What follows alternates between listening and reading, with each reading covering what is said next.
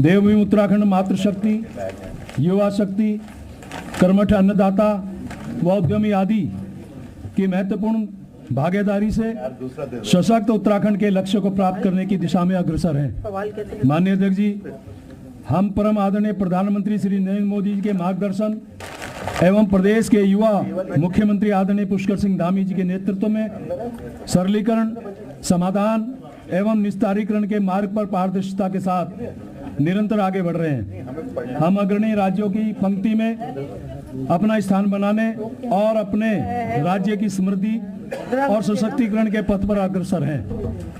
परम आदरणीय प्रधानमंत्री जी ने विकसित भारत @2047 के लिए न केवल सशक्त वैचारिक प्रेरणा दी है, अपितु विभिन्न अवसरों पर स्पष्ट कार्य योजना भी इंगित की है। इसी प्रेरणा के साथ डिजिटल इंफ्रास्ट्रक्चर का विकास, आधारभूत अवसंरचना का विकास, मानव संसाधन विकास, पर्यावरण संरक्षण व समावेशी विकास हमारी सरकार की विभिन्न योजनाओं के केंद्र बिंदु हैं। विकसित उत्तराखंड की अवधारणा में सर्वांगीण, समावेशी, सतत विकास, सुशासन, सहभागिता व समरसता निहित है। यह बजट हमारे प्रदेश की आर्थिक दिशा और नीतियों का दर्पण है। हमारी सरकार ने प्रत्येक बजट में सुधार और विकास की राह दिखाई है। यह बजट पूर्व में लिए गए संकल्पों के सापेक्ष अर्जित सिद्धि का प्रमाण है तथा भविष्य के लिए एक रोड मैप है। माननीय अध्यक्ष जी, हमारी सरकार के द्वारा प्रदेश की जनता के लिए किए गए वायदों को पूर्ण करते हुए 27 जनवरी 2025 को समान नागरिक संहिता यानी यूसीसी लागू कर दी गई है। यह अत्यंत गर्व का विषय है कि हमारा प्रदेश परम आदरणीय प्रधानमंत्री जी की प्रेरणा से स्वतंत्रता के उपरांत समान नागरिक संहिता लागू करने वाला देश का ये पहला राज्य बन गया है। यह संविधान निर्माताओं की भावनाओं के अनुरूप सभी नागरिकों को समान अधिकार देते हुए हमारी मातृशक्ति के गरिमापूर्ण जीवन का आधार है। समान नागरिक संहिता पंचामृत अर्थात 5 तत्वों का प्रतिबिंब है। समरसता, समानता, सम्मान, सुरक्षा और सशक्तिकरण। यह नए युग का आरंभ है। माननीय अध्यक्ष जी, केंद्र सरकार के आशीर्वाद से हमारे राज्य को इस वर्ष भी कुछ बड़े अवसर प्राप्त हुए हैं। यह गौरव का विषय है कि राज्य के गठन के उपरांत पहली बार देवभूमि उत्तराखंड को राष्ट्रीय खेलों के आयोजन का अवसर प्राप्त हुआ। पर्यावरण संरक्षण का संदेश देने के उद्देश्य से राष्ट्रीय खेलों का आयोजन ग्रीन गेम्स की थीम पर किया गया। यह आयोजन उत्तराखंड को खेल भूमि के रूप में भी अपनी विशिष्ट पहचान बनाने में सफल रहा है। देवभूमि की मेजबानी को राष्ट्रीय स्तर पर सराहा गया है। माननीय अध्यक्ष जी, राष्ट्रीय खेलों में पदक तालिका में 24 स्वर्ण, 35 रजत, 44 कांस्य पदक के साथ कुल 103 पदक प्राप्त करते हुए 7वें स्थान पर पहुंचकर उत्तराखंड ने इतिहास रचा है। 37वें राष्ट्रीय खेलों में उत्तराखंड 25वें स्थान पर था। यह उपलब्धि इसलिए भी महत्वपूर्ण है कि कुल पदकों की संख्या के आधार पर उत्तराखंड का स्थान 4था है।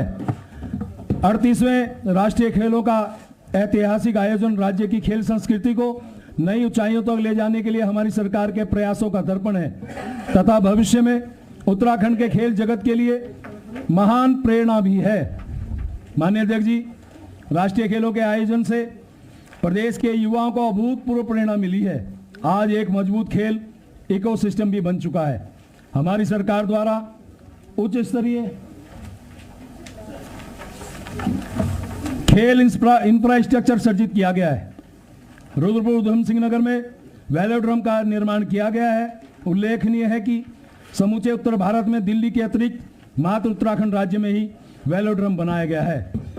जनपद देहरादून के महाराणा प्रताप स्पोर्ट्स कॉलेज परिसर में ओलंपिक प्रतियोगिता के स्तर का शूटिंग रेंज बनाया गया है।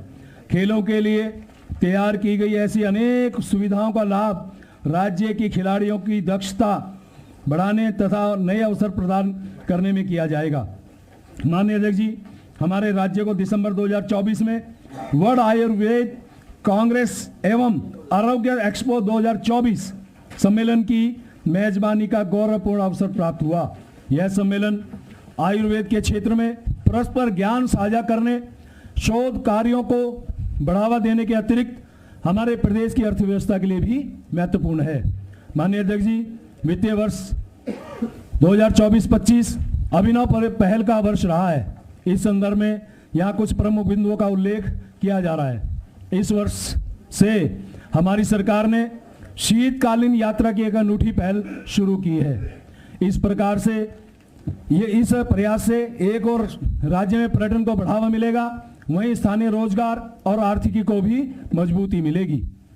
जनवरी 2025 में देहरादून में आयोजित अंतर्राष्ट्रीय प्रवासी सम्मेलन हमारी सरकार की एक अभिनव पहल रही है। यह सम्मेलन विदेशों में रहने वाले उत्तराखंड के प्रवासी भाई बहनों को अपनी मिट्टी से जोड़ने की पहल है। प्रवासियों द्वारा गांव को गोद लें, अडॉप्ट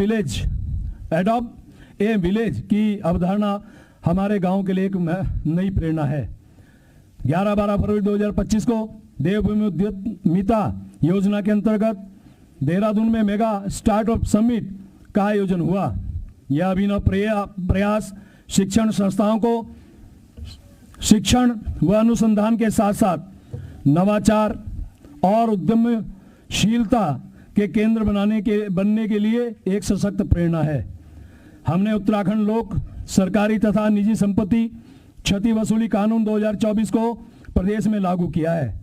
इस कानून में दंगाइयों और उपद्रवियों से सार्वजनिक और निजी संपत्ति को हुए नुकसान की वसूली करने का प्रावधान किया गया है।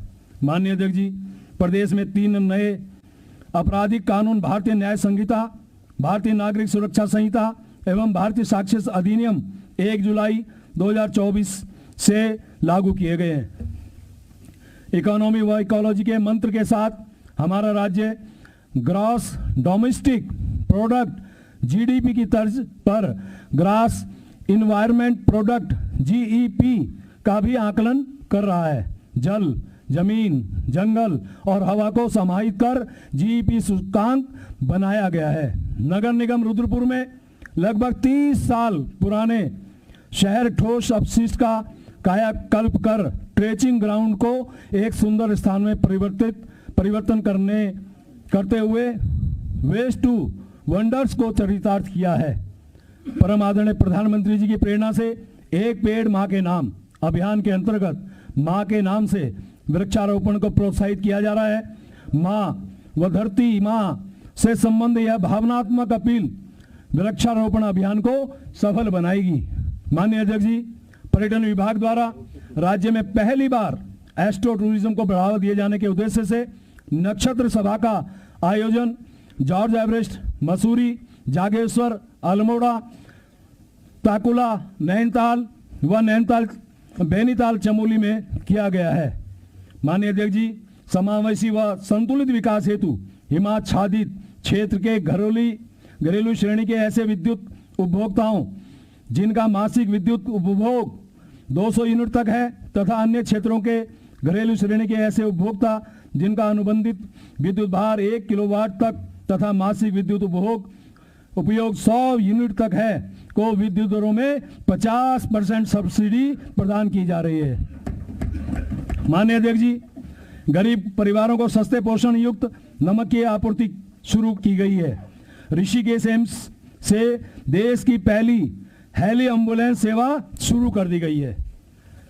आदरणीय अध्यक्ष जी, हमारी सफल कार्यनीति पर मोहर लगाते हुए यह वर्ष अनेक उपलब्धियों का साक्षी रहा है। इस वर्ष भी राष्ट्रीय स्तर पर उत्तराखंड सरकार की उपलब्धियों को सराहा गया है। यहाँ कुछ उपलब्धियों का उल्लेख किया जा रहा है। नीति आयोग द्वारा जारी सतत विकास लक्ष्य एचडीसी इंडेक्स 2023-24 की रिपोर्ट में देश में उत्तराखंड को शीर्ष स्थान प्राप्त हुआ है। एचडीसी इंडेक्स में शीर्ष स्थान पर रहना हम सबके लिए गौरवान्वित होने का अवसर है। शीर्ष स्तर पर बने रहना एक चुनौती भी है। इसीलिए इस बात का विशेष प्रयास किया जा रहा है कि सभी विभाग अपने से संबंधित इंडिकेटर्स में शीर्ष प्रदर्शन करें। इस हेतु मॉनिटरिंग को सुदृढ़ किया जा रहा है औद्योगिक क्षेत्र में हमारी उपलब्धियों को भारत सरकार ने सराहा है। हमारे प्रदेश को logistics is across different states leads पहल में टॉप अचीवर्स के रूप में मान्यता दी गई है। यह सम्मान राज्य में लॉजिस्टिक और बुनियादी ढांचे के विकास को दर्शाता है। माननीय अध्यक्ष जी, स्टार्टअप इंडिया द्वारा राज्य में स्टार्टअप इको सिस्टम विकसित करने हेतु राज्य को लीडर श्रेणी तथा ईज ऑफ डूइंग बिजनेस कार्यक्रम के अंतर्गत ऑनलाइन सिंगल विंडो के लिए टॉप अचीवर श्रेणी का पुरस्कार भी प्राप्त हुआ है। यह उपलब्धियां औद्योगिक गतिविधियों के लिए अनुकूल परिवेश निर्माण के लिए हमारी सरकार की प्रतिबद्धता को दर्शाती है। आईसीआरटी इंडिया और उप महाद्वीप पुरस्कार 2024 के संस्करण में स्थानीय समुदायों को रोजगार और कौशल प्रदान करने की श्रेणी में उत्तराखंड पर्यटन विकास बोर्ड को सिल्वर अवार्ड प्रदान किया गया है। विश्व पर्यटन दिवस पर उत्तराखंड के 4 गांव सूपी, बागेश्वर, गुंजी, पिथौरागढ़ एवं जखोल व हरसिल उत्तरकाशी को सर्वश्रेष्ठ पर्यटन ग्राम पुरस्कार से सम्मानित किया गया है। उत्तराखंड को मत्स्य पालन के क्षेत्र में अभिनव प्रयागों के लिए राष्ट्रीय स्तर पर हिमालय और उत्तर पूर्व के राज्यों की श्रेणी में सर्वश्रेष्ठ राज्य का पुरस्कार भी प्राप्त हुआ है। भारत अंतर्राष्ट्रीय व्यापार मेला 2024 में उत्तराखंड राज्य को स्वच्छ मंडप के क्षेत्र में विशेष प्रशंसा पदक से भी पुरस्कृत किया गया है। माननीय अध्यक्ष जी, गणतंत्र दिवस परेड 2025 के अवसर पर राज्य की झांकी को तृतीय स्थान भी प्राप्त हुआ है। अध्यक्ष जी, यह वर्ष प्रतिबद्धताओं के अभूतपूर्व निर्वहन का वर्ष भी रहा है। गत वर्ष इस सम्मानित सदन में हमने अनेक योजनाओं को संतृप्त यानी सचुरेट करने का लक्ष्य का उल्लेख किया था।